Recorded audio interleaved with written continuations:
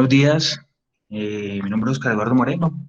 Vamos a darle inicio a la reunión de columna y hoy vamos a hablar de técnicas de instrumentación en osteoporosis. Entonces, para desarrollar el tema, vamos a hacerlo con base en un caso clínico de nuestra institución. Se trata de una paciente de 72 años, sin comorbilidades, que nos consulta por un cuadro de 3 meses de dolor lumbar axial incapacitante, 20 días previo al ingreso, con deterioro motor en los miembros inferiores, ya no lograba deambular, y síntomas radiculares en el miembro inferior derecho. Al examen físico presentaba una paresia de 3 a nivel del 5S1, hipoestesia bilateral caudal a partir del E4, arreflexia quiliana y no tenía compromiso de esfínteres. Estas son las imágenes que se realizaron, una radiografía de columna lumbar, está la imagen, la vista lateral, la vista P. Podemos evidenciar un colapso del cuerpo vertebral de L4, un colapso en el cuerpo vertebral de L2 y cambios marcados osteodegenerativos. Eh, la vista anteroposterior pues no presentaba ningún hallazgo adicional. Con esta imagen se decide caracterizar mejor la patología de la paciente y se le solicita una resonancia. Aquí tenemos el corte de Stier, las secuencias T2, vistas sagitales y una vista axial. Entonces, evidenciamos en esta secuencia de Stier presencia de hiperdensidad a nivel del cuerpo de L1, presencia de hiperdensidad a nivel del cuerpo de L4, lo cual nos sugiere presencia de edema a ese nivel, ¿sí? Y se corrobora con una fractura aguda en esos cuerpos vertebrales. A nivel de L2 también se veía colapso, pero no presentaba edema, lo que nos sugiere la presencia de una fractura vertebral antigua. También es llamativo eh, la presencia de estrechez severa a nivel del canal, en este punto a nivel del E3 y L4, que en el corte axial podemos evidenciar una estenosis foraminal bilateral bastante considerable.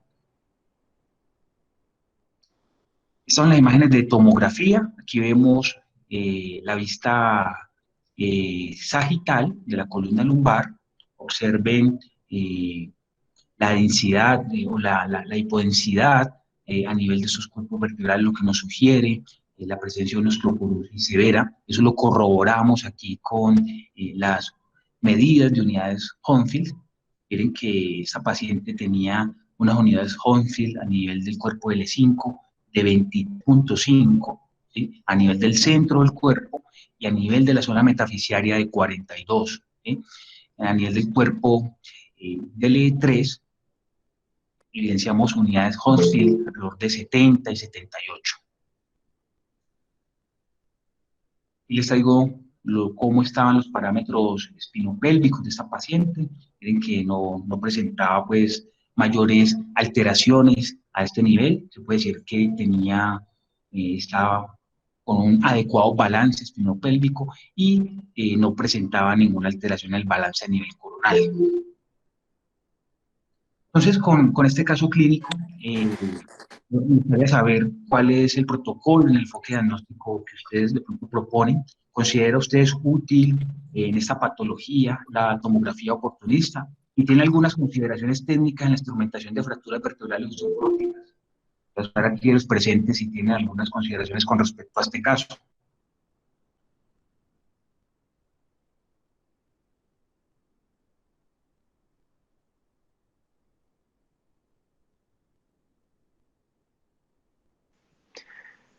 Buenos días, Oscar. Sí, buenos días, profe. Para introducir la reunión, sí sería interesante conocer, digamos, la percepción de los participantes de qué tanta importancia le dan al diagnóstico preoperatorio de osteoporosis o la evaluación de la calidad ósea para definir las estrategias de instrumentación en pacientes con este tipo de problemas como el que presentaste y qué herramientas usan rutinariamente para hacerlo, considerando que en el desarrollo del tema vamos a a comentar algo de que la densitometría ósea, o sea, el gol estándar que en este momento se usa para diagnosticar osteoporosis, tiene muchas limitaciones e inclusive cuando se analizan las vértebras a instrumentar, realmente la información que da es demasiado limitada para tomar este tipo de decisiones. Entonces nos gustaría conocer el concepto de los participantes. Buenas tardes, Gustavo, y a todos los participantes. Para mí este caso es particularmente complejo porque es una paciente que tiene una osteoporosis severa, varias vértebras lesionadas. Sabemos que la vertebroplastia ha perdido utilidad porque se ha demostrado que no es muy efectiva y que actualmente se prefieren técnicas de instrumentación para controlar el dolor. Lo desafortunado es que los pacientes consultan por un dolor agudo, pero el tratamiento para la osteoporosis es muy lento, entonces no le solucionaríamos el problema al paciente inmediatamente, que es el dolor, porque tendríamos que esperar a que los medicamentos para la osteoporosis actúen, si es que van a actuar. Entonces nos vemos ante el dilema de operar corriendo el riesgo de que nos falle la instrumentación o dejar al paciente con dolor. Eh, y eso es un dilema que realmente se vuelve cada vez más común y que yo no tendría la respuesta adecuada para este caso porque cualquier cosa puede pasar, o que falle la instrumentación o que el paciente se mejore del dolor. Gracias.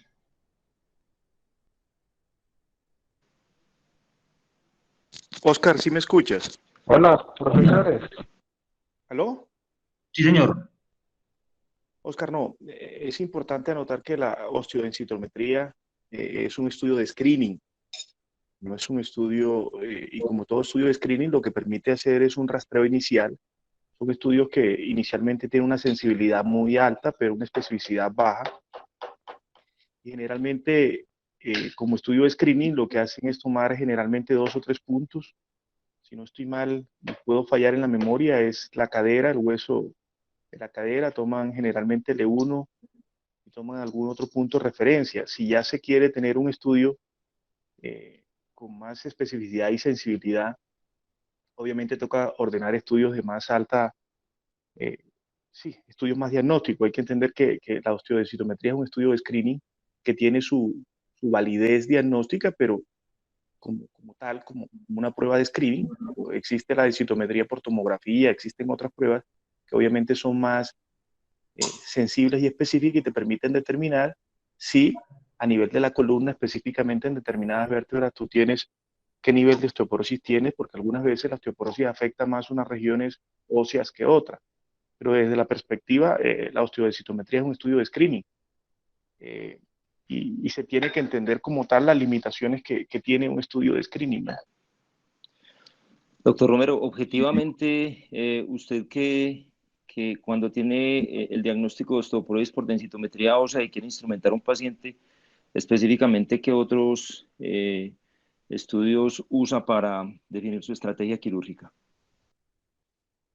Gustavo, muy posiblemente, tengo que serte honesto, no paso a, muchas veces me baso simplemente en la osteodensitometría, que me dice que hay un nivel de, de osteoporosis y me baso en la calidad ósea que identifico en la tomografía que tiene el paciente. Te tengo que ser honesto en ese sentido. Sé que si uno quiere ir más allá y hacer un estudio más específico, tendría que ordenar una densitometría por tomografía, que es una de las opciones. No lo hago. Generalmente me quedo con la densitometría ósea y me quedo mm, con la evaluación de la tomografía y miro en la tomografía qué unidades Hounsfield tiene la tomografía. Pero evidentemente sí existen estudios más precisos que te permiten determinar con una precisión mayor la calidad del hueso, pero tengo que serte honesto que no lo hago. No lo hago.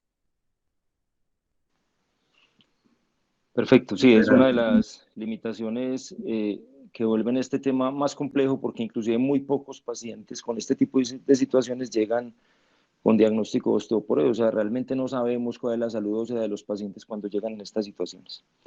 Adelante, Oscar. Felipe tiene la palabra. Oscar, hola, gracias. En cuanto al screening de la tomografía, hace algunos años el doctor Lenke publicó un estudio donde buscó comparar los hallazgos en la tomografía medidas por las unidades Hounsfield con los valores de la densitometría, y nos habló más o menos como cuáles serían los puntos de corte para ser llevados estos pacientes con fracturas osteoporóticas a fijación con tornillos pediculares. Entonces, yo, si mal no recuerdo, el punto de corte a 100, entonces digamos que un paciente que tenga unas unidades Hounsfield mayores de 100, incluso de 100 a 140, podríamos decir que tiene una buena calidad ósea. Si tiene entre 60 y 100, este paciente sería buen candidato para técnicas de aumentación, y estos valores se correlacionarían con los de densitometría ósea, que si la densitometría nos da un valor menor de 0.55, podría decir que este paciente pues tiene una complicación y no se le podría realizar tan fácilmente una fijación percutánea. Muy bien, Felipe. Sí, eso vamos a tratar de puntualizar qué hay con respecto a esa correlación ahora. Entonces, bueno, vamos a seguir. Entonces, vamos a darle desarrollo al tema. Bueno, la osteoporosis pues, es definida por la Sociedad Nacional de Osteoporosis de Estados Unidos como una enfermedad caracterizada por una disminución de la masa ósea asociada a un deterioro estructural del tejido. Eso conlleva fragilidad y mayor susceptibilidad de fracturas, especialmente en la cadera, en la columna y la muñeca, aunque cualquier puede estar comprometido. La Organización Mundial de la Salud describe 3 tipos de osteoporosis: la tipo 1 como posmenopáusica, la tipo 2 senil y la tipo 3 secundaria a otras enfermedades o medicamentos u otras condiciones. Bueno, en Estados Unidos hay alrededor de 10 millones de personas diagnosticadas actualmente con osteoporosis, y se sabe que es una condición que está presente a medida que, pues con mayor frecuencia a medida que avanza la edad. En Colombia se han realizado estudios tratando de determinar cuál es la prevalencia de esta enfermedad. Y en nuestro país está aproximadamente alrededor de los 78 años. Por ejemplo, en Bogotá se encontró que personas mayores a 50 años tenían una prevalencia de osteoporosis a nivel de la columna vertebral alrededor del 16% y de osteopenia alrededor del 50%. La prevalencia de fracturas vertebrales en osteoporosis está alrededor de 7% en los pacientes entre 50 y 59 años y puede ser hasta el 30% en pacientes mayores de 80 años. Los cuerpos vertebrales que se comprometen con mayor frecuencia son los cuerpos vertebrales de T2 y L1, seguidos por L2 y L3, y luego vienen los cuerpos vertebrales a nivel dorsal. Y hasta un 30% de las fracturas son reconocidas clínicamente en sus estados agudos. La mayoría suceden sin ni siquiera darnos cuenta que están allí. Bueno, se han descrito diferentes factores de riesgo para presentar una fractura vertebral. Se ha asociado con baja densidad mineral ósea, con el género femenino, con peso, con el tabaquismo, el alcoholismo, el uso de esteroides. Y esto es muy importante. La historia personal y familiar de fracturas después de los 40 años se ha asociado con el riesgo de presentar una nueva fractura. Miren que el 19% de las personas que sufren una fractura vertebral padecerán una nueva fractura el año siguiente. Bueno, ¿cómo podemos clasificar las fracturas vertebrales? Hay diferentes escalas, ¿sí? La AOT es la escala, hay otras escalas americanas, pero aquí les traigo la clasificación que propone la Sociedad Alemana de Ortopedia y Traumatología. Ellos dividen las fracturas vertebrales en 5 tipos. Entonces tenemos un tipo 1, que es esta que ven aquí, donde no hay deformidad del cuerpo vertebral, solamente es identificable en las secuencias de STIR, de resonancia. Por lo general, este tipo de fractura es una fractura que es estable y no requiere pues, mayores intervenciones por la parte de vista quirúrgico. Las fracturas tipo 2 son fracturas denominadas de impresión. Solo hay un compromiso de uno de los platos terminales y hay mínimo compromiso de la pared posterior. Se dice que alrededor de un quinto de la pared posterior puede estar comprometida. Son fracturas estables. Las fracturas tipo 3, que es esa que ven acá, son consideradas fracturas por aplastamiento incompleta.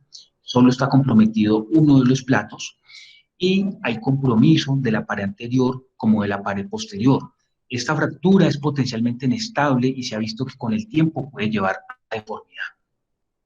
Las fracturas tipo 4, en esta tenemos 3 categorías. Esta primera, que es la fractura por aplastamiento completa, en la cual hay compromiso de ambos platos terminales, hay compromiso de la pared anterior y compromiso de la pared posterior. Es una fractura que es inestable. Tenemos fracturas con colapso vertebral, por lo general son fracturas tipo 3, tipo 2 más raro, que en el tiempo uno evidencia que se va deformando y colapsando. Es una fractura tipo 4 y tenemos fracturas tipo pinza o tipo split, en el cual vemos compromiso de ambos platos con una deformidad asociada. La tipo 5, esta que observan acá, son fracturas asociadas a rotación y distracción del cuerpo vertebral, donde hay compromiso del complejo ligamentario tanto anterior o posterior, ¿sí? Por lo general son fracturas tipo 4, fracturas tipo 3, a las cuales se le asocia un trauma y se crea esa gran inestabilidad.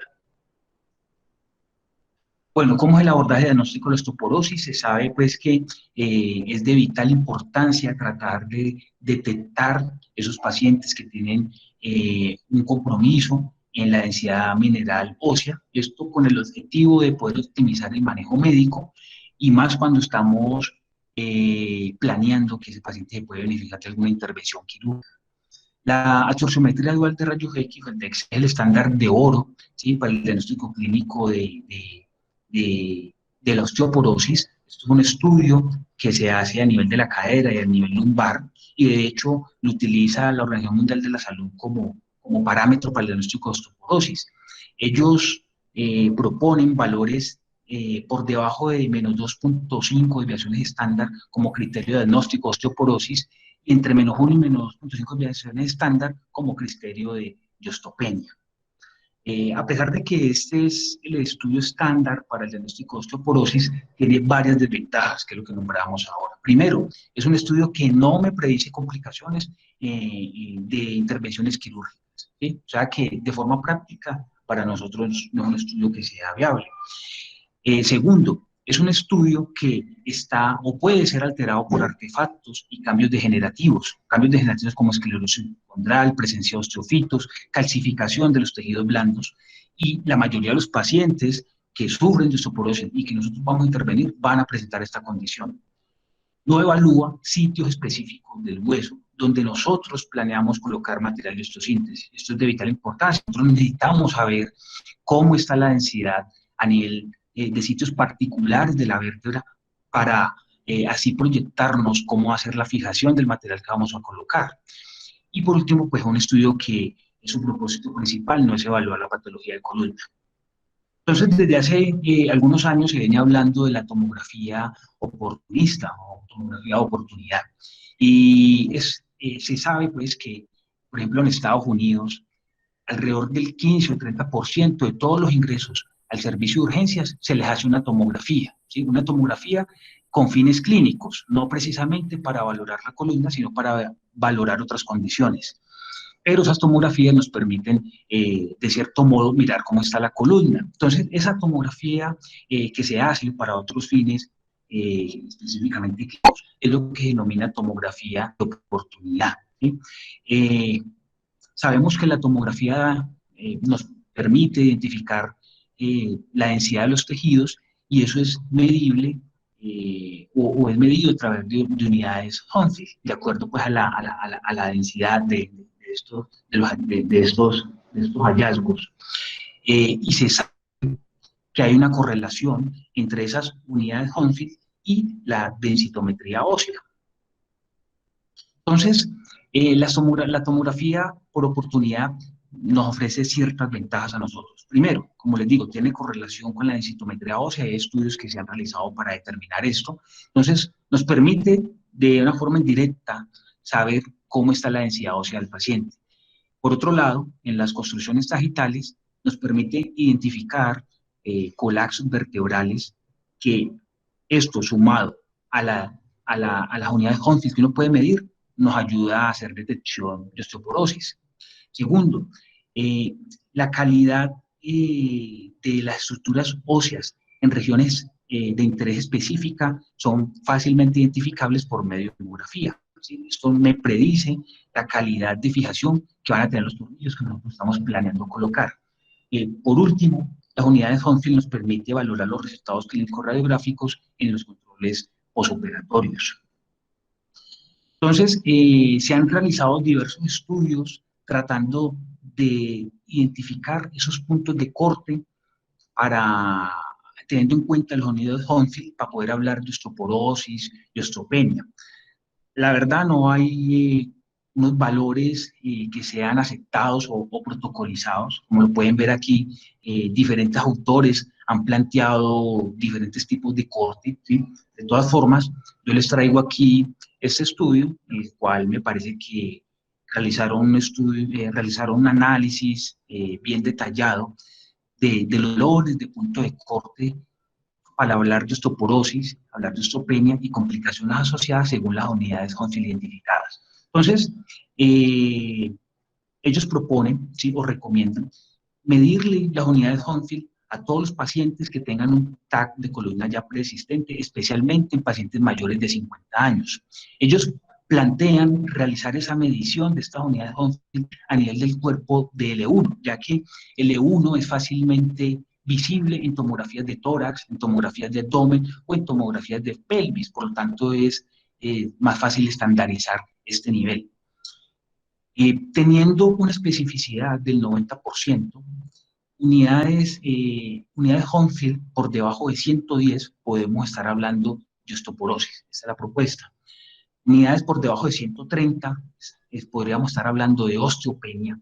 Y miren que ellos hicieron una correlación interesante con las unidades Hounsfield y complicaciones asociadas a intervenciones quirúrgicas. Miren que pacientes con unidades Hounsfield por debajo de 120 se aumentaba el riesgo del aflojamiento del material de osteosíntesis colocado, aumentaba el riesgo de subsidencia de pseudoartrosis en funciones intersomáticas, y Hounsfield por debajo de 150 se asociaba con fracturas del segmento adyacente. La propuesta es que pacientes que evidenciemos unidades Hounsfield por debajo de 110, tenerlos como altamente sospechosos de osteoporosis y confirmarlo a través de densitometría ósea. ¿Sí? Como les digo, hoy en día todavía no está como estandarizada la tomografía de oportunidad para un diagnóstico de osteoporosis, pero sí nos puede ayudar a orientar en este proceso. Como lo nombramos ahora, hay densitometría por tomografía, la cual nos puede hacer un análisis más detallado de esa estructura ósea, pero esto requiere software especiales que a veces en todas las instituciones no lo tenemos. Entonces, esta tomografía por oportunidad sí es más fácil, es más viable tenerlo en las instituciones, y miren que es de un análisis un poco más fácil de llevar a cabo. Bueno, ¿cómo hacemos el abordaje terapéutico de estos pacientes? Pues básicamente cada uno tiene su juicio clínico para decidir qué pacientes con fracturas vertebrales se benefician de manejo médico, qué pacientes se benefician de manejos quirúrgicos o conjunto. Y yo les traigo una propuesta generada por la Sociedad Alemana de Ortopedia y Traumatología, y ellos recomiendan analizar 7 variables. 1, el tipo de fractura a la cual estamos enfrentados, que son de 1 a 5, como les mostré ahora. La densidad mineral ósea, la fractura, si es aguda o es crónica, la presencia de dolor, la presencia de déficit neurológico, cómo está la movilización del paciente y el estado general de salud. Teniendo en cuenta estas variables, uno da unos puntajes, y si el puntaje está entre 0 y 5, ese paciente probablemente se beneficia no más de manejo médico. Si el puntaje es mayor de 6, ese paciente lo más probable es que requiera algún tipo de intervención quirúrgica, y si es 6, pues ahí sí toca individualizar el caso. Entonces, tenemos estos dos grandes enfoques: manejo conservador, manejo quirúrgico. Por lo general, el manejo conservador se resume en estos 4 ítems, que es: 1, reposo en cama en los estados iniciales. Esto no puede ser por mucho tiempo, dado las complicaciones que han asociado al reposo prolongado. También nos apoyamos de analgesia multimodal, de la fisioterapia dirigida a la rehabilitación y en algunos casos ortesis. Se sabe que el limitar los movimientos a nivel de la columna nos mejora el dolor y en algunos casos puede ayudar al proceso de reparación de la fractura, al disminuir esos movimientos, esas cargas sobre la columna. En el tratamiento quirúrgico tenemos el apoyo de la instrumentación y técnicas de aumentación. En esta charla vamos a hablar básicamente de las técnicas de instrumentación. Y el objetivo primario de las intervenciones quirúrgicas siempre va a ser preservar la estabilidad biomecánica de la columna, ¿sí? Por encima de los segmentos móviles, incluso por encima del balance sagital y coronal. Si con la intervención quirúrgica nosotros podemos mejorar el balance sagital y coronal del paciente y podemos obviar o instrumentar los segmentos móviles, estamos hechos. Pero si no es posible, el objetivo siempre va a ser preservar la estabilidad biomecánica de la columna. Y tenemos que tener ciertas consideraciones cuando vamos a plantearnos el uso de materiales docentes implantes con osteoporosis. Y uno de ellos es que la fijación de los tornillos depende normalmente de la densidad mineral ósea, y eso ya lo sabemos, ¿sí? La sujeción mecánica de los tornillos pediculares en este tipo de pacientes va a estar disminuida, ¿sí? Y eso sumado a una aceleración de la osteólisis alrededor del tornillo y los movimientos cíclicos que generan alrededor del material de osteosíntesis, esto me genera zonas, por decirlo, claras o espacios en la interfaz del hueso y el material de osteosíntesis, aumentando el riesgo de aflojamiento y extracción de ellos, ¿sí? ¿Eso en qué se traduce? En pseudoartrosis, en dolor crónico y en mayor tasa de reintervenciones.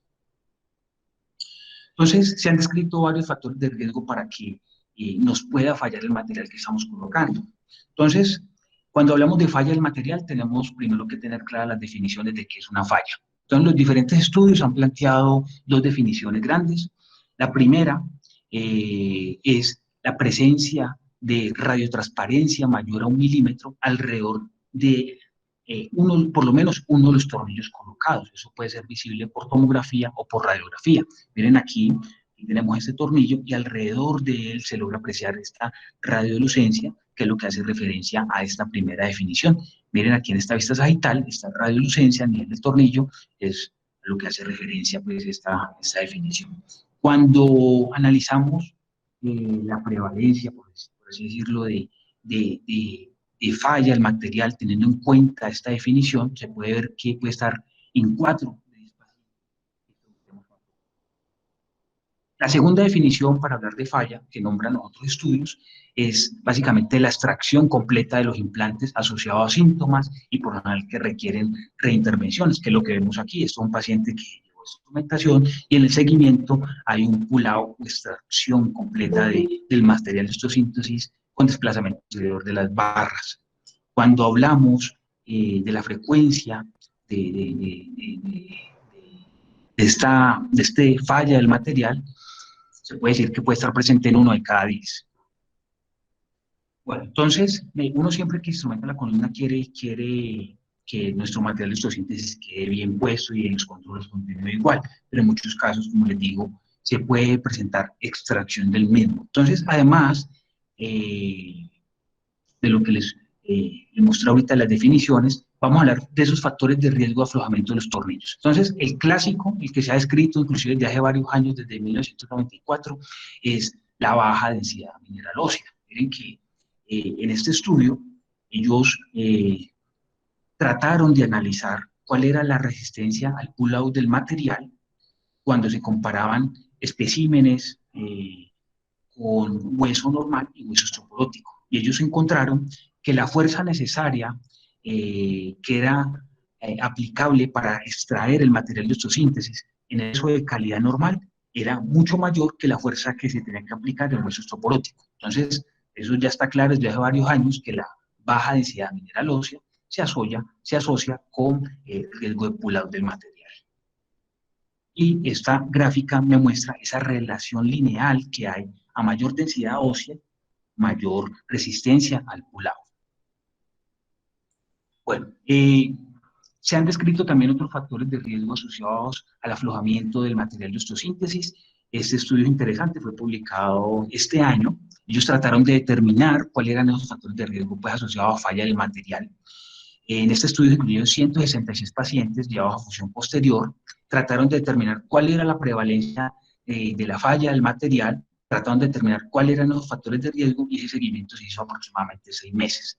Ellos encontraron una prevalencia de pull-out del material alrededor del 9% y una falla de material definida como la relucencia más de un milímetro alrededor de cualquiera de los tornillos. Eso estuvo presente en casi el 40% de los pacientes.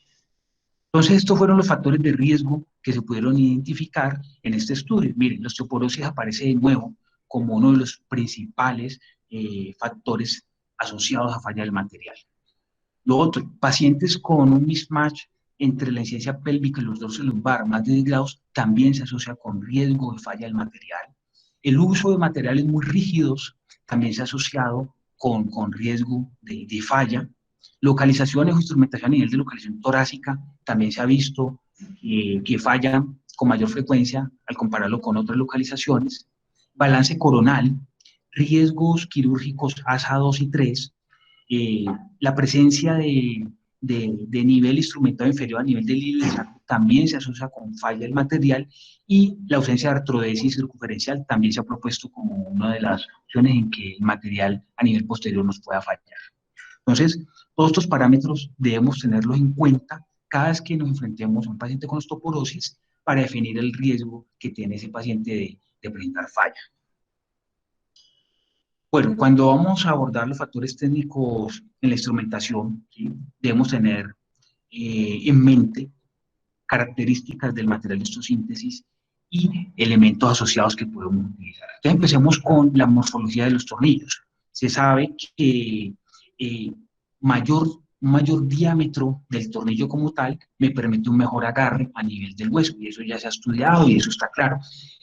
El punto aquí que tenemos que tener en cuenta es que tenemos que tener un análisis muy detallado del tamaño de los pedículos para no ir a dañarlo al introducir un tornillo de un diámetro más grande, pero entre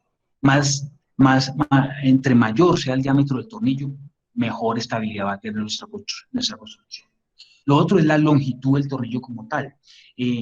Los diferentes estudios han mostrado que lo ideal es que el tornillo me quede en la región anterior del cuerpo vertebral, ¿sí? Cuando este tornillo me sobrepasa el 50% del cuerpo vertebral, esto me aumenta la resistencia al pull-out de un 4 a un 16%, ¿sí?, cuando lo comparamos con un tornillo que está colocado en el tercio posterior del cuerpo vertebral.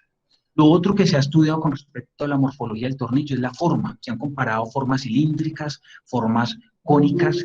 Los resultados de los estudios son muy diversos, pero la tendencia es seleccionar tornillos de tipo cónico. Se ha visto que con esta morfología se aumenta la resistencia al pull-out entre un 23 a un 37% cuando se compara con tornillos de tipo cilíndrico. Lo otro es la forma del roscado. Se han estudiado que el tipo de roscado sea en forma de V, en forma de contrajuego, en forma cuadrangular. Se ha visto que los tornillos que tienen esta forma de V tienen mayor resistencia al pull-out cuando lo comparamos con esta morfología de contrajuego o esta morfología cuadrangular en estos porcentajes. Bueno, otras cosas a tener a consideración es la presencia del enroscado previo a la colocación del tornillo. Saben que el enroscado previo, o tarraja, como lo llamamos comúnmente, nos mejora la trayectoria de la colocación del material de osteosíntesis, pero esto se ha asociado con una disminución de la resistencia a la extracción de huesos osteoporóticos. Miremos aquí este estudio. Este estudio trató de comparar diferentes tornillos, ¿sí? Estos tornillos fueron colocados unos con enroscado previo y otros sin enroscado previo. Los a los cuales les hizo enroscado previo son estos de color más oscuro, y los que no tuvieron enroscado previo, los de color más claro. Esta gráfica es contundente, ¿sí? Es claro que los tornillos a los cuales no se les hizo un enroscado previo tenían mayor resistencia al pull-out. Por lo tanto, los tornillos colocados en orificios sin enroscar tienen mayores resistencias a la extracción. Miremos aquí este otro estudio. Esto es un estudio realizado en modelos de laboratorio, en el cual trataron de identificar cuál era la resistencia al pull-out cuando con diferentes longitudes del enroscamiento cuando vamos a colocar el tornillo. Entonces ellos compararon un enroscamiento previo de 0, de 20, de 30 y 40 milímetros, y ellos encontraron que a más profundo, a mayor profundidad de ese enroscamiento, ¿sí?, se asocia con disminución de la resistencia al pull-out. Entonces, como términos generales, lo posible en estos pacientes con osteoporosis, realizar enroscados previos muy superficiales, no tan profundos, para no alterar esa fuerza de fijación del material de osteosíntesis que vamos a colocar. Bueno, nosotros, otro hallazgo importante es la triangulación de los tornillos. Esto también se ha estudiado desde hace varios años. Se sabe que la triangulación en la colocación del material de osteosíntesis nos disminuye el riesgo de fallas. Y esa primera propuesta teórica la hizo Crack. Él decía que la fuerza de la extracción del tornillo no solo depende de la cantidad del tornillo que haga, pues, la cantidad del hueso que agarra el tornillo, sino del área o de ese pentágono que está dentro del material de osteosíntesis. Entonces, Rulan en el 91 decidió llevar ese concepto a estudios biomecánicos laboratorios, colocó tornillos triangulados y trató de determinar cuál era la resistencia del pull-out con diferentes posiciones. Entonces él comparó uso de ganchos, tornillos colocados perpendicularmente y tornillos colocados con triangulación, y se encontró que los tornillos que eran colocados de esta forma, con triangulación, presentaban mayor resistencia al pull-out versus las otras formas. Bueno, con respecto a la posición del tornillo en la vértebra, también se han estudiado diferentes posiciones. Unas a nivel central del cuerpo vertebral, otros a nivel de la metáfisis del cuerpo vertebral. Este estudio trató de identificar cuál era la resistencia a la extracción o al pull-out en estas ubicaciones. Entonces, miren lo que encontraron aquí, que la fuerza necesaria para extraer un tornillo cuando estaba localizada en la parte central del cuerpo era mucho menor que la fuerza necesaria que se necesitaba aplicar para extraer el tornillo cuando se colocaba a nivel metafisiario, ¿sí? Por lo tanto, la ubicación más estable de los tornillos es a nivel metafisiario y ojalá triangulados. Esta ubicación de los tornillos es lo que se conoce como trayectoria tradicional, y en esto es lo que tenemos que apuntar en pacientes con osteoporosis para lograr una mayor estabilidad del material de osteosíntesis. Se han descrito también otras trayectorias materiales de osteosíntesis, como esta que les traigo acá. Esta trayectoria se denomina la trayectoria ósea cortical. Es una trayectoria que tiene ciertas modificaciones. Bien, esta es la trayectoria tradicional que les nombré ahora. Son tornillos triangulados, ¿sí? Y la trayectoria ósea cortical son tornillos que tienen una trayectoria de caudal hacia cefálico y de medial hacia lateral.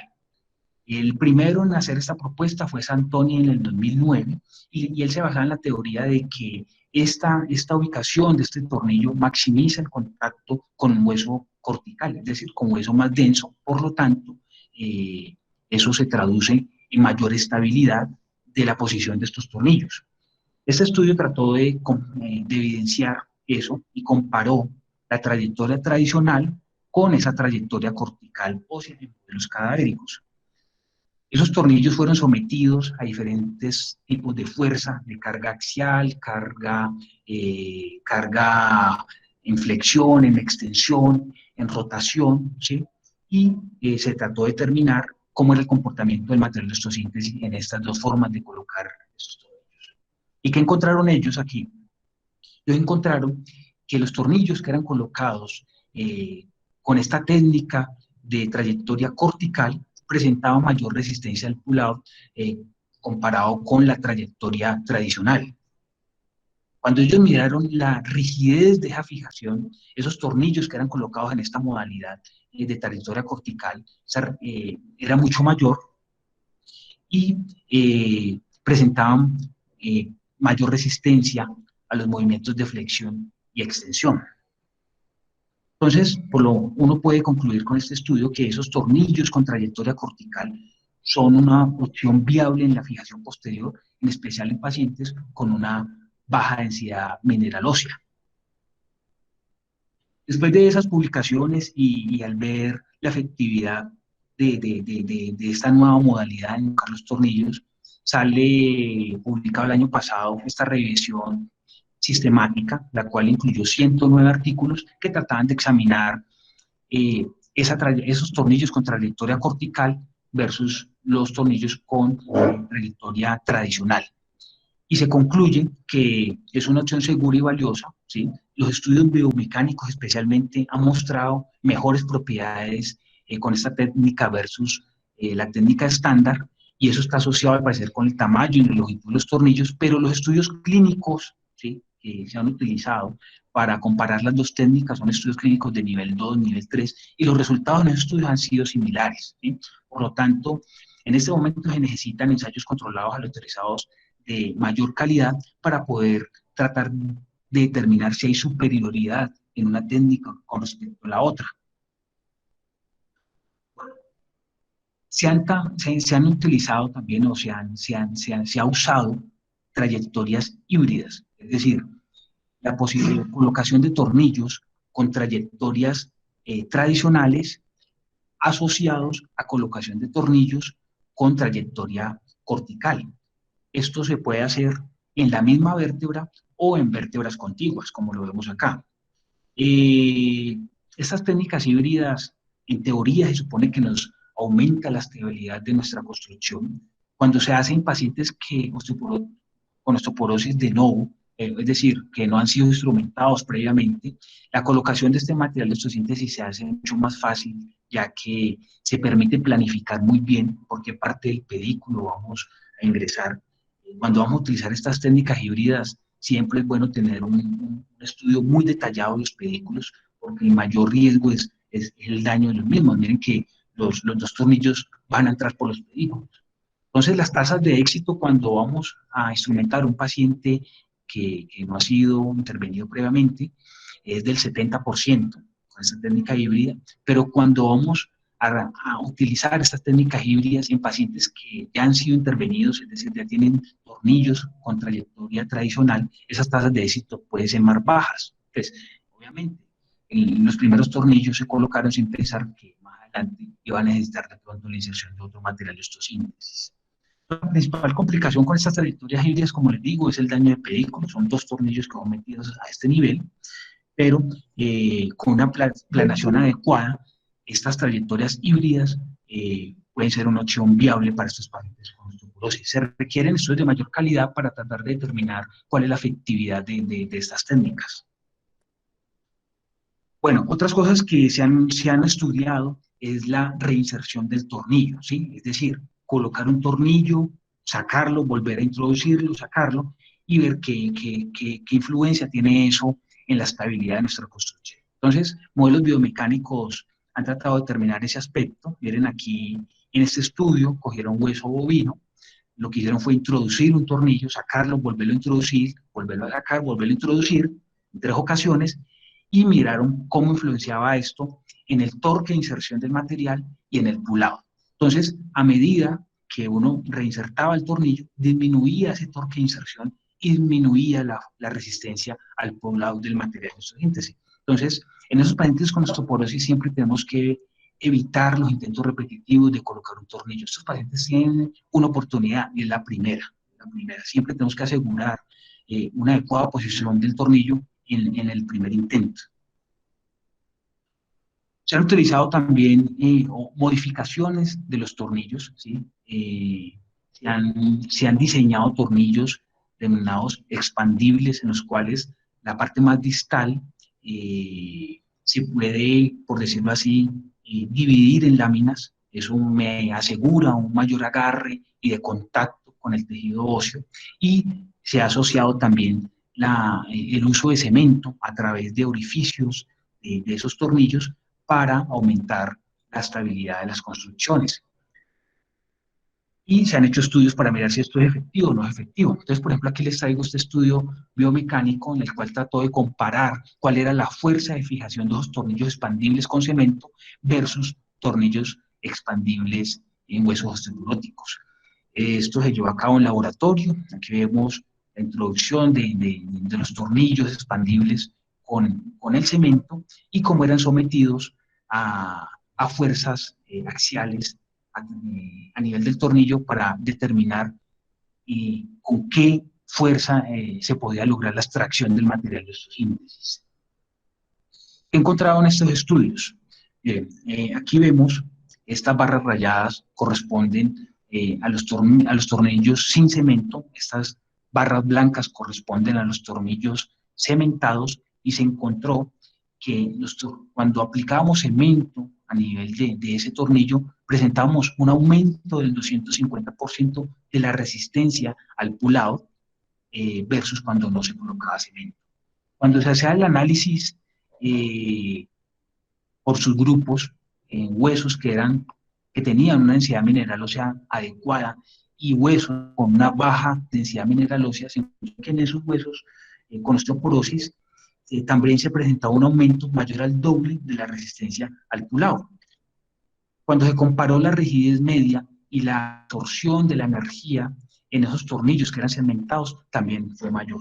Entonces, por lo tanto, uno podría concluir con estos estudios que el uso del cemento más tornillos pediculares expandibles es una opción clínica viable para lograr unas fijaciones más estables a nivel de ese hueso osteoporótico. Y el aumento del cemento es el factor más influyente para mejorar esa resistencia a extracción del tornillo. Eso queda claro en este estudio y en otros que se han realizado con estas mismas características. Con base en los estudios, pues se han hecho intervenciones clínicas muy extensas a nivel de todo el mundo. Y en el año pasado, la OSPAIN publica este estudio, ¿sí?, tratando de determinar cuál ha sido la tendencia de la colocación de los tornillos con cemento en los últimos años. Ellos quisieron determinar cuáles eran las indicaciones, cuáles fueron los resultados con esta técnica y las complicaciones asociadas a esto. 16 estudios fueron incluidos aquí, la mayoría de Europa y Asia, y ellos encontraron que la principal indicación para la colocación de los tornillos asociados a cemento era fracturas vertebrales asociadas a osteoporosis de tipo doloroso. También fueron una indicación en fracturas vertebrales concomitantes contiguas, pacientes con déficit neurológico asociado a estas fracturas, con cifosis progresiva y en los casos donde se presentaba fracaso del tratamiento conservador. ¿Cuáles fueron los resultados medibles aquí? Uno fue el dolor. Se encontró que los pacientes que se les aplicó esta técnica de tornillos cementados presentaban una mejoría significativa en las escalas visuales análogas del dolor.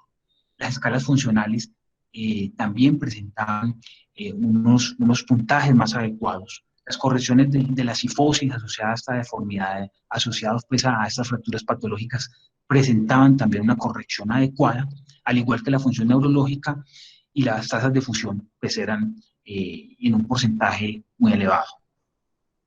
Complicaciones asociadas a esta técnica. Uno, las fístulas del cemento es lo más frecuente. Afortunadamente, el 5% solo son sintomáticas y hasta un 1 o 2% requieren algún tipo de revisión. También se ha descrito el embolismo pulmonar por el cemento en bajos casos. También se ha descrito la infección, fracturas por compresión en niveles adyacentes, déficit neurológico asociado a esto y la presencia de pull-out también. El hecho de que tengamos cemento no quiere decir que el material no nos vaya a fallar. Y este estudio que les muestro acá trató de comparar específicamente cuál era la incidencia del aflojamiento de los tornillos en pacientes con osteoporosis cuando se usaba pues esta técnica de instrumentación. Este estudio incluyó 32 artículos. Todos los artículos presentaron una heterogeneidad pues, muy marcada, pero de todas formas se logró sacar algunos resultados interesantes. Entonces, ¿qué concluyeron ellos? Ellos compararon la colocación del material de osteosíntesis sin cemento versus la colocación de este material de osteosíntesis con cemento, y encontraron que la incidencia del arrojamiento en la instrumentación no cementada se presentaba alrededor del 22.5% versus los pacientes que le aplicaba cemento, un 2.2%. La tasa de reoperaciones en esta revisión fue muy baja, miren que no hubo mucha diferencia, y se cree que es por el tipo de... Si uno tiene un paciente con anciano, con múltiples comorbilidades, y evidenciamos una falla en el instrumental, a menos de que ese paciente esté muy sintomático o tenga alguna complicación mayor, por lo general ese tipo de paciente no se reinterviene, uno lo contemporaliza. ¿Sí? Entonces, posiblemente eso nos explique estos resultados. Como conclusión de este estudio, pues la tasa de aflojamiento de los tornillos más frecuente en pacientes osteoporóticos, y los tornillos cementados me disminuye el porcentaje de esa tasa. Bueno, ¿qué hacer cuando se me ha generado una falla del material y se requiere retirar ese material? Entonces, miren que hasta un 17% de las cirugías de revisión se asocian con falla del tornillo pedicular. Entonces, como les digo, una de las técnicas que uno puede utilizar es la técnica híbrida. Uno ya tiene aquí un tornillo. Si el tornillo me ha fallado, podemos intentar colocar un tornillo con trayectoria cortical, ¿sí? Pero cuando esos pedículos no son viables para meter otro tornillo adicional, se ha descrito técnicas de aumentación modificada, ¿sí? Y este artículo publicado en la revista coreana nos muestra esa comparación. Entonces, ellos aquí proponen una técnica en la cual se identifica el tornillo que ha fallado, lo que se hace es retirar ese tornillo, en el orificio que queda aplicar cemento, ellos lo hacen con un CC, luego de introducir el cemento se coloca un tornillo pequeño, se deja que por unos 5 a 6 minutos se retira luego ese tornillo pequeño y luego se introduce el tornillo definitivo. Esto lo estudiaron ellos, compararon cómo le iba a los pacientes sin colocarle cemento, lo compararon con la técnica tradicional y con esta técnica denominada cementación modificada. Y ellos encontraron que con esta técnica modificada los pacientes presentaban mayor resistencia al pull-out al compararlo con la técnica estándar y con la técnica tradicional. Entonces, sería como una opción a tener en cuenta cuando tenemos falla en el material. Bueno, todos estos aspectos, tanto del material como de la trayectoria, como de la técnica quirúrgica como tal, nos llena de elementos para poder abordar casos complejos como este que le muestro acá. Esto es un caso con una paciente de una osteoporosis severa, múltiples fracturas a nivel dorsal y lumbar, con una alteración en un balance sagital global bien marcado. Este paciente, por ejemplo, se le ofreció un manejo por etapas. Primero se abordó con tornillos expandibles con cemento en las regiones más craneales. Luego se le hizo vertebroplastia en los segmentos dorsales y lumbares. Luego se le colocó los tornillos a estos niveles. Fue necesario realizar osteotomía y colocación de barras para lograr corregir esa deformidad, pero ese conocimiento de toda esta técnica, de todas estas opciones terapéuticas, se traduce en buenos resultados en esos casos complejos. Por último, les quiero mostrar aquí este estudio el análisis sobre la densidad ósea en las diferentes regiones de la vértebra, ¿sí? Este estudio mostró datos interesantes, tales como que las regiones con mayor densidad ósea están a nivel de la lámina y del proceso articular inferior, y no necesariamente en el pedículo, en el cuerpo vertebral donde nosotros colocamos este material de osteosíntesis.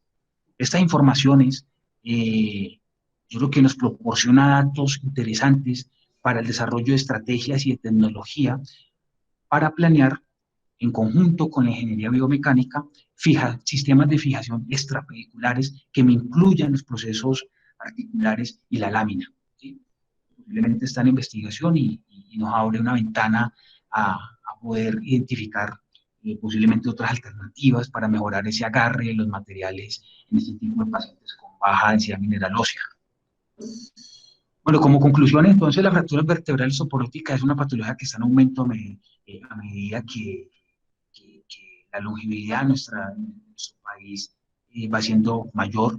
El éxito del manejo es un resultado de una intervención médica adecuada, guiada por endocrinos, por internistas, asociado a intervenciones quirúrgicas cuando estas estén indicadas. Nosotros como neurocirujanos y cirujanos de columna debemos estar muy familiarizados con las diferentes técnicas y recomendaciones y la colocación de estos materiales, de estos síntesis en huesos osteoporóticos, y la actualización permanente en biomecánica definitivamente nos ayudará en un futuro a entender y a diseñar mejores métodos de intervención. Vamos a pasar a la resolución del caso. De nuevo, recordar que es una paciente con fracturas osteoporóticas múltiples, agudas y crónicas, asociado a cambios degenerativos, un canal lumbar muy estrecho, estenosis foraminal. Recordar que tenía unas unidades Hounsfield, miren, de 23, ¿sí? De que la charla vimos que por debajo de 110 era de nuestro osteoporosis, miren, esta paciente con 23 unidades Hounsfield de los cuerpos vertebrales, una osteoporosis demasiado severa. Esta paciente se decidió llevar a una vertebroplastia de la fractura a nivel del E1, se le colocó una instrumentación percutánea a nivel del E3 hasta el E5, con tornillos aumentados con cemento, ¿sí? Miren, tornillos con una adecuada posición, y se le realizó una descompresión over the top a nivel del E3 y el E4 en la zona donde tenía ese grado de mayor compresión. Este es el postoperatorio de 3 meses de la paciente, una paciente sin dolor. Recordar que la paciente ya no puede deambular. En este momento, una paciente con una paresia residual leve a nivel del miembro inferior derecho, una hipoestesia sutil a nivel del C1 y logra deambular ya con bastón. Bueno, muchas gracias. Eso es lo que tenía por decirles el día de hoy.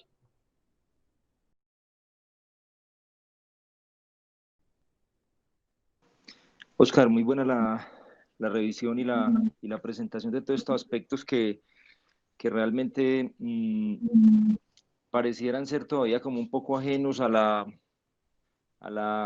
digamos, al armamentario quirúrgico en la resolución de estos casos complejos. O sea, no tan frecuentemente usamos todas las técnicas que describiste y realmente las debiéramos usar. Yo quisiera arrancar con dos aspectos en la discusión, aprovechando la presencia del doctor José Julián Valencia, que es radiólogo y nos ayuda bastante en todo lo que tiene que ver con neurocirugía y columna. En este momento, ¿cómo podemos mejorar el diagnóstico en cuanto a la calidad ósea en nuestro medio, específicamente con el uso de este tipo de tomografías? ¿Cómo pudiéramos mejorar la información para definir una estrategia quirúrgica? Aló, buenos días, ¿me escuchan? Sí, muy bien. Bueno, primero, pues muchas gracias, doctor Gustavo, pues por la invitación. Pues con respecto a la parte de radiología, en realidad, pues de los artículos que pude revisar, en las diferentes tomógrafos que hay en la ciudad, ustedes yo creo que más que todo dependen es de los software de postproceso, pues que les pueda analizar el ROI de cada cuerpo vertebral, pues o los que necesitan pues evaluar. Hay algunos software que no miden las unidades Hounsfield en los visores básicos, pero eso se puede solucionar pues con diferentes visores de imágenes DICOM que los pueden tener directamente en los consultorios, entonces por eso no había dificultades. Por el otro lado, pues yo creo que es empezar a hacer como el análisis de estos pacientes con osteoporosis, empezar a implementar pues en los informes radiológicos, también las unidades Hounsfield de diferentes cuerpos vertebrales.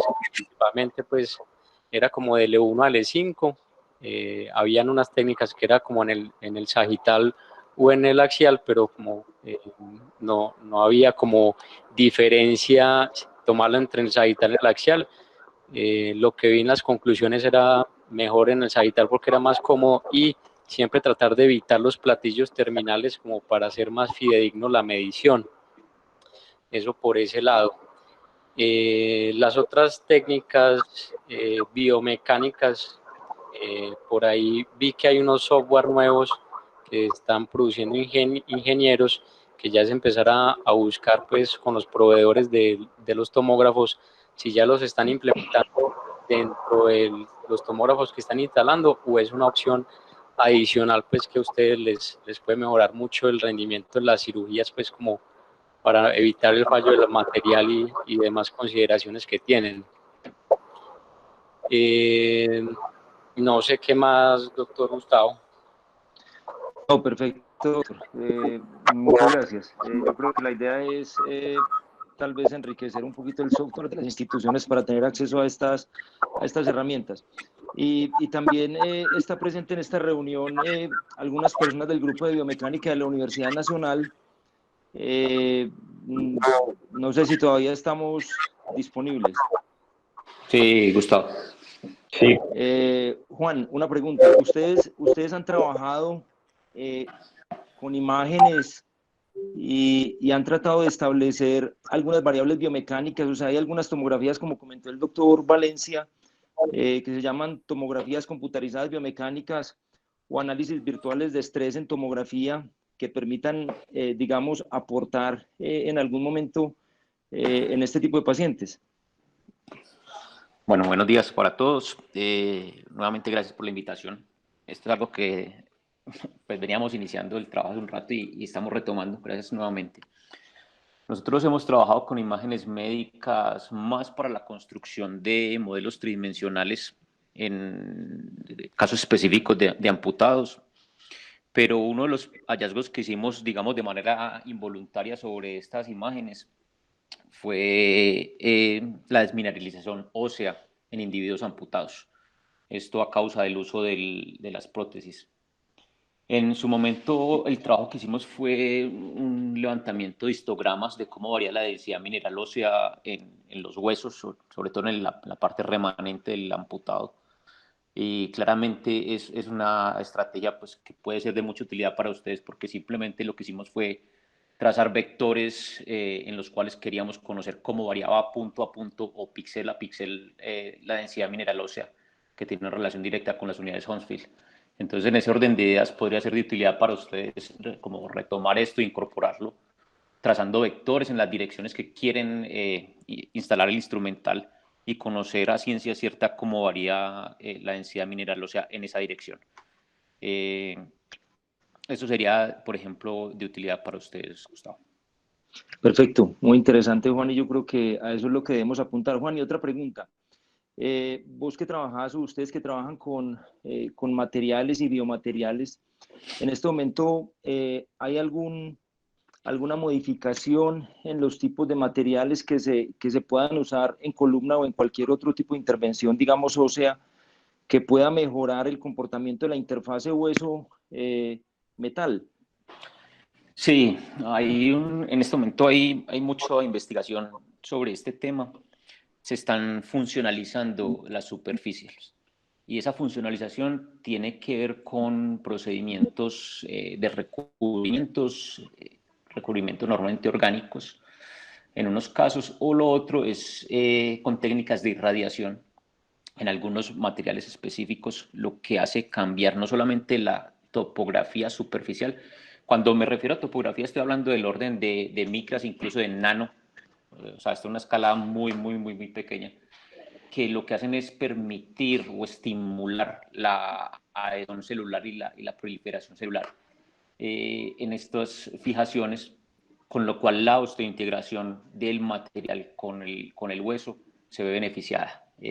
Son dos técnicas que están avanzando bastante en el mundo, porque ya digamos que tenemos en este momento instrumentos capaces de caracterizar qué es lo que sucede en las superficies, tanto químicamente como geométricamente. Hay mucho desarrollo en esto ya. Muchas gracias, Juan. Mira que las puertas obviamente están abiertas en el servicio para que retomemos el trabajo que en algún momento estábamos iniciando, y realmente yo creo que los biomecánicos y los ingenieros son los que nos pueden resolver muchas de las dudas que frecuentemente se presentan en este tipo de intervenciones complejas. Nacho, de pronto algún otro comentario, ¿alguien quiere aportar algo más en la reunión? Sería muy interesante Sí, de la parte clínica. quiero hacer una pregunta, dos preguntas. La primera, yo vi que en la presentación Oscar habló de un tornillo que se abre en las puntas, pero el que nosotros, o el que yo conozco que está a disposición acá, es un tornillo que se infla, hace como una bolita a nivel de la parte proximal del pedículo. Yo no he leído artículos que digan que esto eh, es mejor que un tornillo tradicional. No sé si Oscar, que revisó el tema, conoce algo. Bueno, ya compara, que hay estudios que han mostrado el tornillo tradicional y el tornillo expandible. Sí, este tornillo expandible sí tiene una fuerza de fijación mayor comparado con el tornillo tradicional, pero esa fuerza de fijación no es tan marcada. Definitivamente lo que aumenta la fijación del tornillo es el uso de cemento, pero sí aumenta en cierto grado la fuerza de fijación, pero esa diferencia no está marcada. Bueno, la segunda pregunta es, cuando hacen el orificio y, mejor dicho, siempre que usan cemento tienen que usar un tornillo canulado, o hay alguna otra técnica para introducir el cemento sin que sea un tornillo canulado.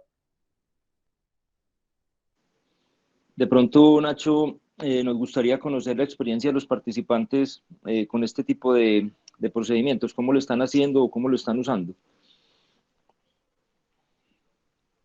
Oscar, adelante. Nacho, a ver, los tornillos, la cementación puede ser de dos tipos, Nacho, como se mencionó. Una es hacer una tarraja inicial, tú echas el cemento y después metes el tornillo, pero ese tornillo que introduces después no está anulado.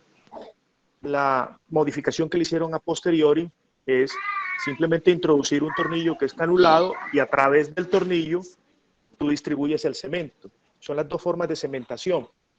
Yo quisiera hacer un comentario, y aprovechando que hay una persona con experiencia en el tema de biomateriales, la tendencia actual, de pronto una de las tendencias actuales es el uso de recubrimiento de hidroxiapatita en los tornillos. La biocompatibilidad de la hidroxiapatita es muy alta.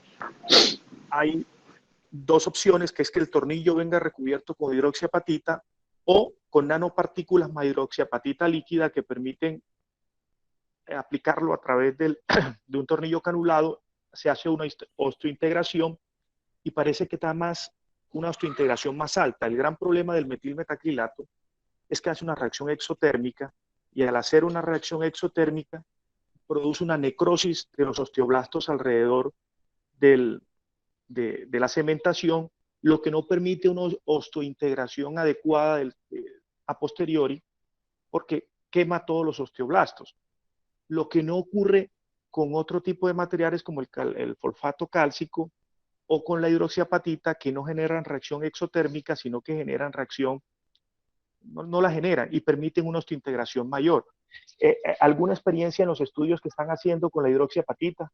No sé si la persona que nos habló ahorita está todavía por ahí. Sí, por aquí estoy todavía. No, realmente lo que nosotros estamos buscando, al menos en mi línea de investigación, es una generación espontánea de procesos de adhesión en el material, sin adición de componentes como recubrimientos. Porque realmente los problemas que usted denota son evidentes cuando estamos introduciendo ese tipo de recubrimientos. Entonces lo que buscamos es precisamente a partir de irradiación modificar la composición química de la superficie para que se dé una adhesión natural, una generación natural. Ok, válido, porque es que el metilmetacrilato se ha demostrado que puede llevar hasta 110 grados por la reacción exotérmica, y esa elevación del metilmetacrilato a 110 grados produce obviamente una muerte de osteoblastos, y la osteointegración a posterior no es fácil que se dé. Muchas gracias. Yo quisiera hacer otro comentario. Doctor Romero, antes de eso, de acuerdo con su comentario, en la revisión que hicimos con Oscar, pues realmente no se habla mucho de la hidroxiapatita, sin embargo sí la nombran. Y realmente el problema de la hidroxiapatita en hueso osteoporótico es que no genera, digamos, como un beneficio biomecánico inmediato, sino que hay que esperar a que la hidroxiapatita se integre, y pareciera que en la evolución ese tipo de materiales se reabsorben. Entonces, aunque parece que hay, la idea es esa, o sea, como generar un beneficio más biológico que biomecánico, pareciera que la hidroxiapatita no es la respuesta. Sin embargo, en cuanto al beneficio biomecánico inmediato, en este momento lo que tenemos es el cemento, y aparentemente los estudios demuestran pues como alguna utilidad. Ok, yo quisiera, Oscar, que solamente un pequeño concepto, Ignacio. Oscar, ¿estás ahí? Ya, aquí está. Oscar, vete a una de las imágenes primeras donde mostraste una falla de un material de osteosíntesis, cuando hablaste de osteoporosis, donde los tornillos de abajo hicieron pull out. Por favor. Más atrás, de una de las primeras.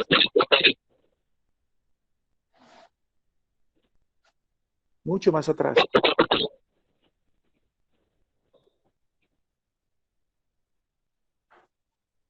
Mucho más atrás, de las primeras.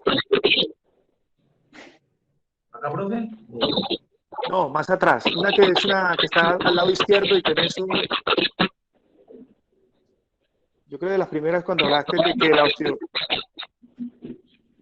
Es un concepto que les quiero transmitir más atrás. Pero no hay más atrás.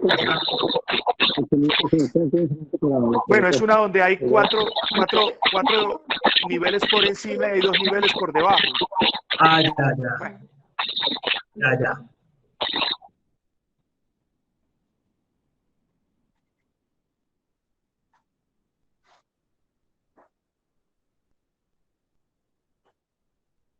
Ok.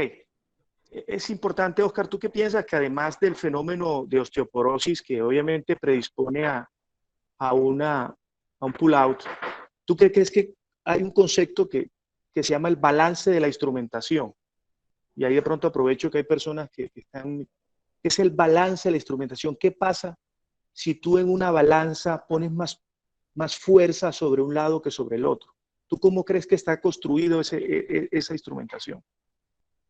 Profe, ¿Por qué es falló claro abajo? que cuando uno analiza los torques o las fuerzas de palanca en estas construcciones, hay un mayor agarre, ¿sí? En este caso, pues a nivel craneal. Por lo tanto, con los diferentes movimientos de flexión y extensión, la fuerza de palanca en este tipo de construcciones va a ser en este sentido, hacia posterior. Por lo tanto, me aumenta el riesgo, ¿sí?, de extracción del material de osteosíntesis en esta zona donde hay menor agarre comparado con la parte más craneal. Básicamente por fuerzas de palanca y puntos de fijación de la construcción. ¿Sí? Excelente. O sea, yo creo que además de que puede que tenga un componente de osteoporosis, creo que este procedimiento no es un procedimiento, no hay balance en la instrumentación. Ojo, no es balance sagital ni nada. Una instrumentación tiene que estar balanceada de tal forma que siempre hay un brazo de palanca y un brazo de palanca de un lado. Ese balance, ese brazo de palanca tiene que estar balanceado. Y yo creo que el fenómeno que favoreció el pull-out en este caso fue que realmente no se le dio un soporte adecuado en la parte inferior. Bueno, muchísimas gracias. Era como el comentario que quería hacer. Yo quiero hacer otro comentario. ¿Por qué a este panel no le pusieron un tornillo en el lado derecho del E4? Porque ese lado fue el de la... De la descompresión. No, ese no fue el lado de la descompresión, ese lado le pusimos tornillo. No, Nacho, decidimos poner únicamente un tornillo porque era un cuerpo colapsado y osteoporótico. Sí. Ah, bueno. Y yo quiero que Oscar Moreno nos diga qué es descompresión over the top y si podemos cambiar ese término, ese anglicismo por un término latino. Latino. No, pues es la descompresión sí, a nivel foraminal. Ya a cabo la descompresión bilateral, ¿sí? De ambos forámenes realizado por un solo lado, ¿sí?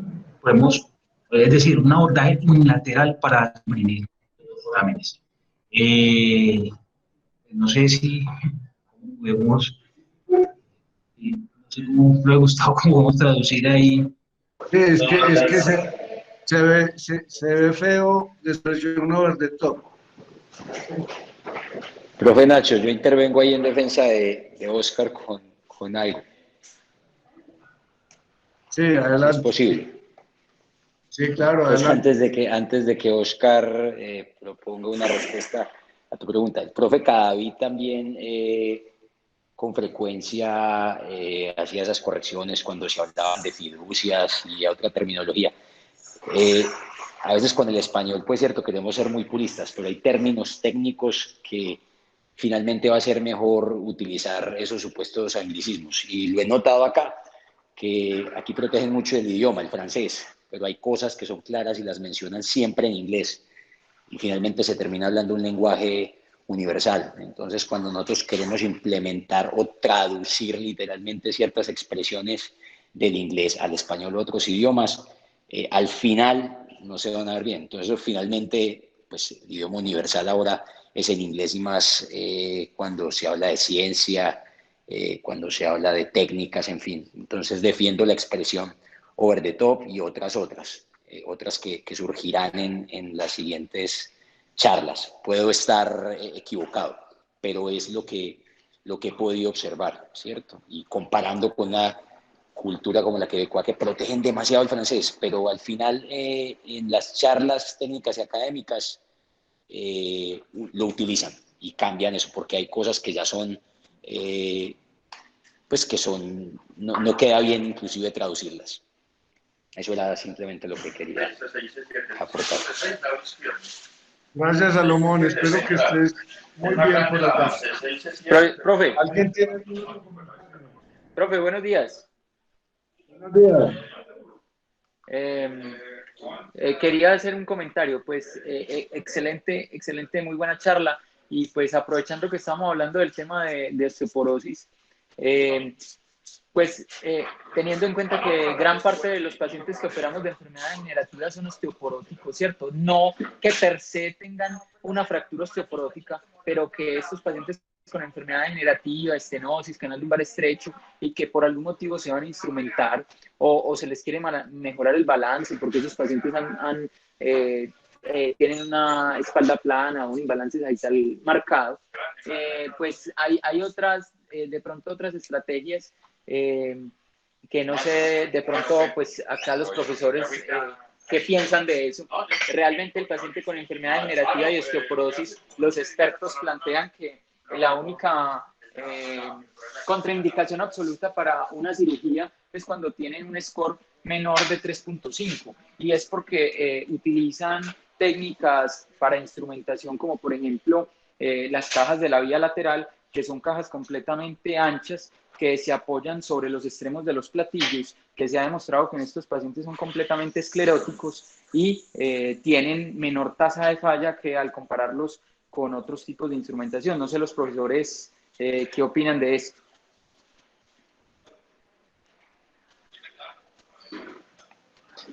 Pues no, yo lo que pienso es que en un paciente con un diagnóstico, digamos, establecido de osteoporosis y que necesita una instrumentación, pues si la instrumentación se puede diferir, siempre va a ser mejor, intentando mejorar la densidad mineral ósea. El enemigo de la fijación intercorporal es la osteoporosis. Digamos que las cajas de fijación intercorporal tipo de extremo lateral que si obviamente tienen digamos una huella tan extensa, pues eso puede disminuir significativamente el riesgo de falla. Pero sigue siendo el enemigo de la osteoporosis, de este tipo de intervenciones. Sin embargo, sí, pues si la intervención definitivamente es inevitable y no da espera, pues la idea es establecer o aplicar el instrumental con mayores ventajas biomecánicas. Me parece bien, me parece interesante.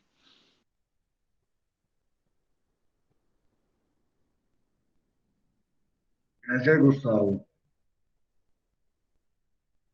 Los residentes, el doctor Halbert, quiere hacer algún comentario, ¿no? Adelante, Juan. Juan quiere hacer una pregunta. Ya. Juan Ramírez. Gracias, Gustavo. Le quería preguntar a la persona que preparó la charla si en toda la revisión de literatura que hizo encontró alguna descripción sobre el fenómeno de apantallamiento o stress shielding, que normalmente ya se ha descrito en la literatura en otros tipos de uso de implantes. No tuve la oportunidad de revisar ese concepto. No le gustaba conocimiento de eso.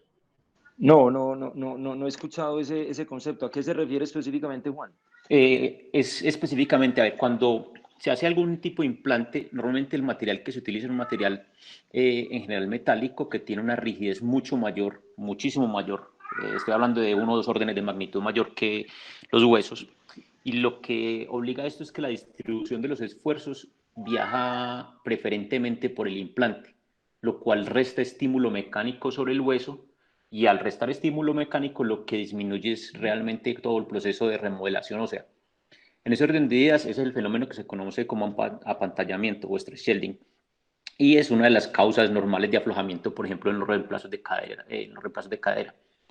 Entonces, si bien aquí lo que están presentando son pacientes osteoporóticos, seguramente la instrumentación va a obligar a una modificación del estímulo mecánico sobre esos cuerpos vertebrales, y también se va a generar un apantallamiento, lo que va a disminuir obviamente la parte de remodelación y va a generar también un proceso de aflojamiento.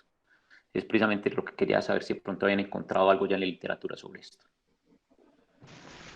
No lo vimos descrito en este tipo de situaciones como tal, pero lo podemos buscar, claro que sí.